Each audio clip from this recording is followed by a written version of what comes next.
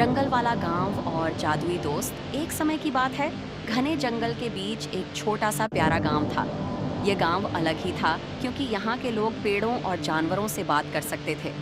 रात होते ही गांव के चारों तरफ चमकते जुगनू ऐसे दिखाई देते जैसे पूरा गांव किसी 3D जादुई फिल्म में बदल गया हो। गांव की एक छोटी बच्ची थी, अनवी।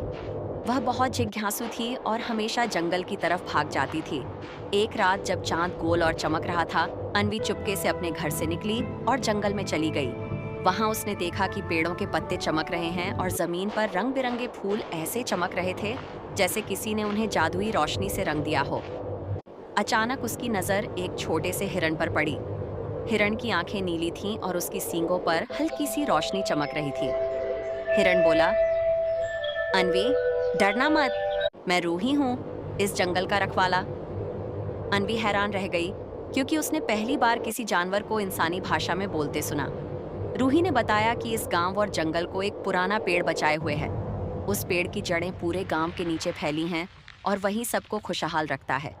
लेकिन समस्या यह है कि पास की नदी सूख रही है और अगर पेड़ को पानी न मिला तो गांव और जंगल दोनों सूख जाएंगे। अनवी ने तुरंत मदद करने की सोची। वह और रूही साथ साथ जंगल की गहराई में गए। वहां एक पत्थर की गुफा थी जिसमें नीले रंग का जादुई झरना बहता था, लेकिन उसके रास्ते पर एक शेर पहरा दे रहा था। अनवी डर गई, लेकिन रूही ने कहा, अगर तुम सच्चे दिल से मदद करोगी तो शेर तुम्हें कुछ नहीं कहेगा। अनवी ने साहस जुटाकर शेर के सामने कहा, हम अपने गांव और जंगल को बचाने आए हैं, हमें झरने का पानी चाहिए। शेर ने उसे ध्यान से देखा और मुस्कुराते हुए रास्ता दे दिया।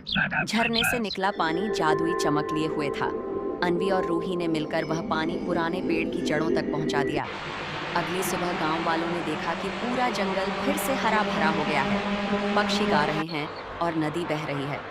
सब लोग अनवी की हिम्मत पर खुश हुए। उस दिन से अनवी गांव की जंगल वाली छोटी रानी कहलाने लगी।